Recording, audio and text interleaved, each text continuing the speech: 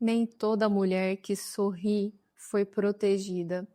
Algumas apenas sobreviveram e Deus está transformando essa sua sobrevivência em um propósito. E hoje eu quero conversar com você que foi traída, que foi ferida, que foi quebrada por dentro, mas que ainda assim sente lá no fundo que nasceu para algo muito maior. Talvez você seja aquela mulher que confiou em alguém e que foi traída, que amou e foi usada, que se entregou e foi ferida. Talvez você não ficou amarga, mulher, mas você ficou uma pessoa fria. Talvez você realmente não tenha perdido a sua fé, mas perdeu a direção da sua vida. E isso não te fez mais fraca, mulher. Isso te fez uma pessoa cansada emocionalmente. Eu sei o que você está passando. Eu fui agredida fisicamente aos meus 15 aninhos e eu fui traída em todos os meus relacionamentos. E isso gerou em mim algo silencioso, gerou desconfiança de tudo e de todos, gerou em mim endurecimento, um vazio que não tinha nome. Eu não sabia, não tinha consciência, mas eu estava vivendo sem propósito, porque eu estava vivendo em modo de sobrevivência. Eu vivi isso, mas talvez hoje quem esteja se reconhecendo nessa história seja você. Quando uma mulher ela passa por traumas repetidas, o cérebro ele entra em estado de alerta contínuo. E aí você, mulher, você passa a não sonhar mais, você só vive se protegendo, você não planeja mais a sua vida, fica apenas reagindo a tudo que você faz. Vocês conhecem a história de José no Egito? Gente, para mim é uma das histórias mais impactantes e lindas da Bíblia. Um verdadeiro exemplo de fé genuína, de resiliência, de força, de um verdadeiro sonhador. É uma história que é humana, é uma história emocional. E por incrível que pareça, é uma história que parece muito com a nossa. José, ele não nasceu em um lar perfeito. Acredito que ninguém tenha nascido em um lar perfeito. Ele não cresceu em um ambiente que era equilibrado, ele não vem de uma família emocionalmente saudável. E isso já nos ensina que Deus não escolhe pessoas perfeitas, Deus entra em histórias imperfeitas. Então José, ele nasceu em uma casa marcada por favoritismo declarado. Em uma casa que havia comparações constantes, havia muita competição entre os irmãos, havia carência afetiva, havia também ausência de segurança emocional. Na história bíblica, diz que Jacó, ele amava mais José do que os outros filhos. Havia ali favoritismo com José. E isso não estava escondido, era perceptível por todos eles, pelos irmãos.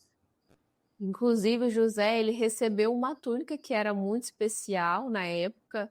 Ela não era só uma roupa, era um símbolo emocional que comunicava ali diariamente aos outros irmãos que José era o mais amado, que José era diferente, ele era o preferido. Então imagina o que isso gerava emocionalmente nos seus irmãos.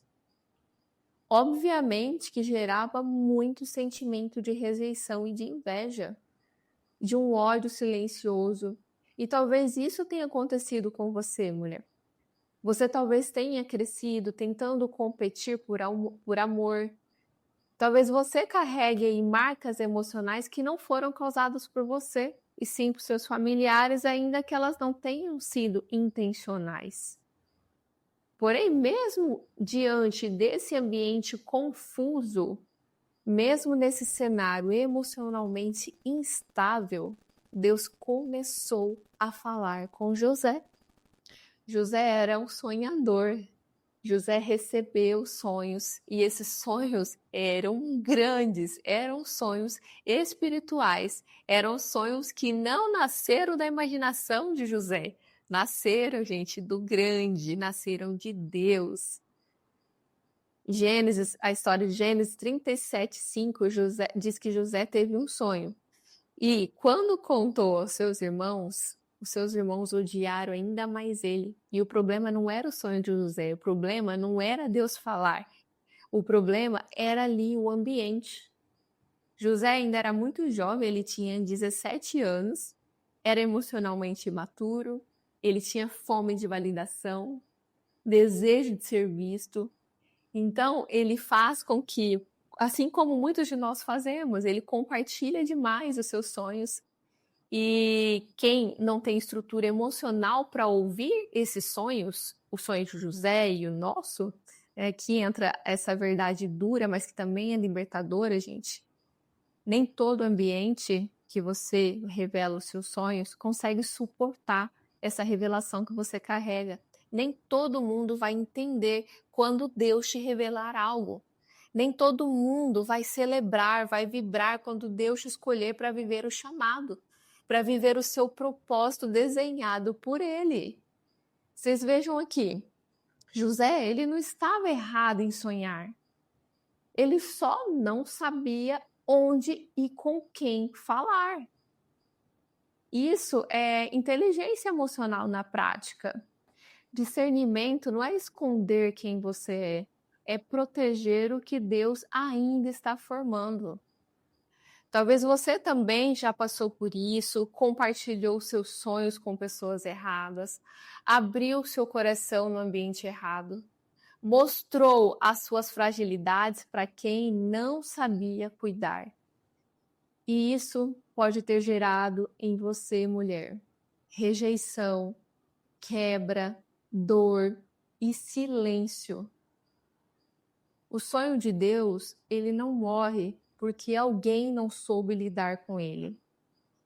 Deus não cancela promessas porque o ambiente é tóxico.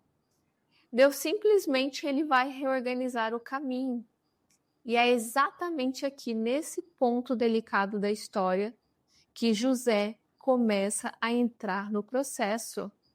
E não porque José errou em sonhar, mas porque ele realmente precisava amadurecer para sustentar aquilo que Deus já tinha revelado para ele. Então, nós precisamos viver o processo, porque é no processo que Deus nos amadurece. José, ele não caiu no poço por acaso. Ele foi colocado lá.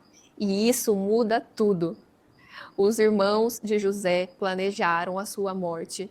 Jogaram ele no poço, negociaram o valor da vida dele. Os irmãos venderam José. Ele foi traído por seus próprios irmãos. E Gênesis 37:24 diz: E tomaram-no e lançaram-no no poço. O poço estava vazio. Para quem lê rápido, parece só um detalhe, mas para quem sente, isso aqui, mulher, é devastador. Eu fiquei muito impactada com essa história, muito. O texto diz claramente aqui que o poço estava vazio. Vamos refletir. O poço estava vazio de água. O poço estava vazio de socorro, vazio de resposta e vazio de explicação. Agora deixa eu te perguntar com toda honestidade, sem nenhum rodeio. Quantas vezes você também foi jogada num lugar onde ninguém te explicou nada? Sem conversa, sem pedido de desculpa, sem fechamento, sem justiça. Só havia silêncio.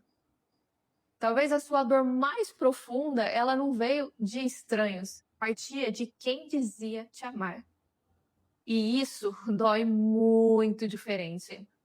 Porque quando um estranho te trai, te fere, te machuca, geralmente não faz nenhuma diferença porque você não se importa.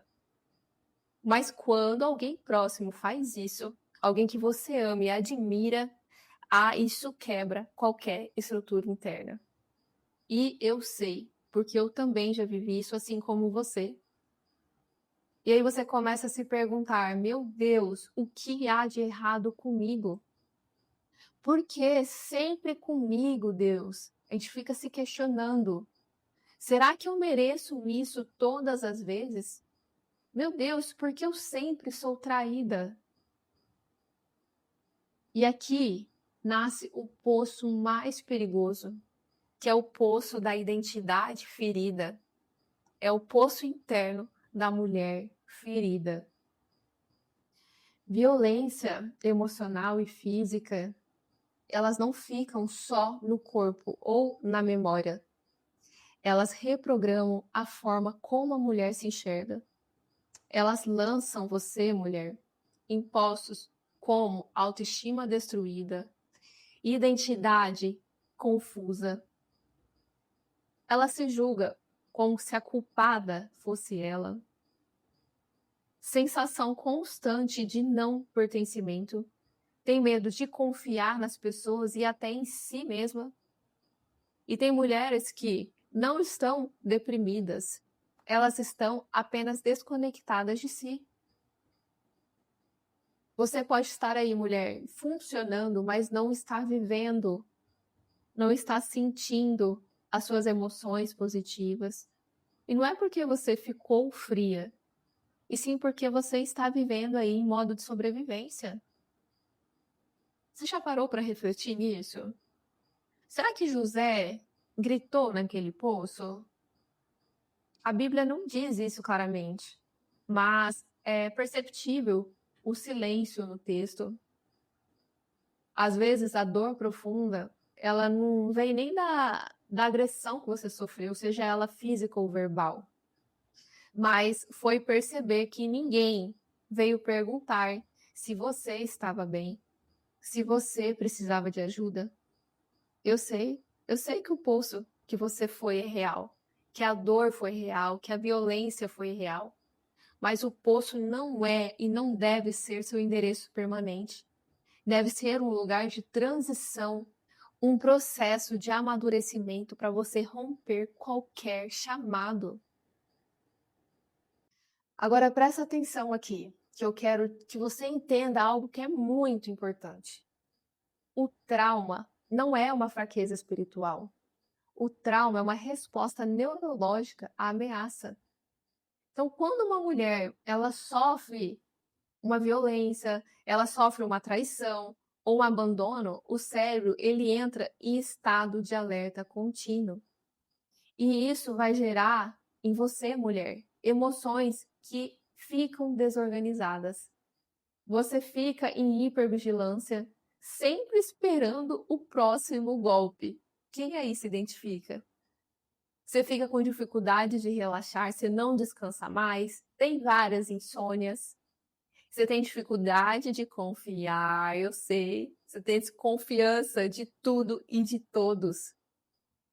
Você tem dificuldade de sonhar. Você perdeu a vontade de sonhar. Fica aí estagnada, sem criatividade e sem vontade própria. E tem muitas mulheres que vivem repetindo frases padrão, inclusive eu. Eu já falei todas essas frases um dia. Eu não confio em ninguém. Eu não confio em nenhuma amiga. Eu não consigo me entregar. Ah, eu prefiro ficar sozinha. Eu não quero casar. Quero ser independente e não depender de homem nenhum, porque são todos iguais, todos traem. É, eu sei que você diz isso, eu já disse também. E não é por frieza nossa, não é por frieza sua. É simplesmente por um estado de defesa que foi aprendida no meio de tanta dor. O corpo aprendeu, gente, que amar dói. O cérebro aprendeu que confiar é perigoso. Então você vive sempre pronta para se fechar. Você se antecipa, você se blinda, você se endurece, você fica sempre esperando o próximo golpe. Vive como se já fosse acontecer. A dor de novo, a traição, a violência. Meu Deus, gente, como que isso cansa de. Esse ciclo cansa. A nossa alma cansa com tudo isso. Eu sei que você está cansada. José, ele não escolheu o poço. Você não escolheu viver a violência. Você não escolheu viver uma traição. Nada disso foi escolhido por você. Nada disso foi sua culpa. Lembre-se disso. Muitos vão tentar te culpar, mas a culpa não é sua. Talvez você esteja vivendo hoje como quem ainda esteja aí, ó, dentro do poço. Mesmo que você já esteja aí fora desse relacionamento, mesmo que você já esteja longe da agressão, e mesmo depois de ter passado, gente, tanto tempo. Você sabe, você tem consciência que o seu corpo saiu daquele poço. Entretanto, a sua alma ainda está lá no fundo daquele poço. Mas eu quero te despertar, mulher. Eu quero te despertar. Deus não evitou o poço, mas Deus entrou nele. Deus não explicou tudo para José, mas ele também não o abandonou. O mesmo Deus que viu José naquele buraco escuro é o mesmo que viu você no chão do seu quarto, no medo depois daquela violência e no silêncio depois daquela traição. O poço nunca foi o seu fim. Foi o lugar onde Deus começou a reorganizar o seu propósito. Gente, José foi fiel por 13 anos, sem nenhuma garantia. Foram 13 anos de processo de aprendizado para que ele chegasse ao seu propósito. A dor que você, mulher, não tratar, ela vai continuar te prendendo. Mas a dor que você encarar, sendo forte e corajosa, como manda a Bíblia, ela vai te transformar. Deus está te formando. Você não está sozinha e agora você sabe disso.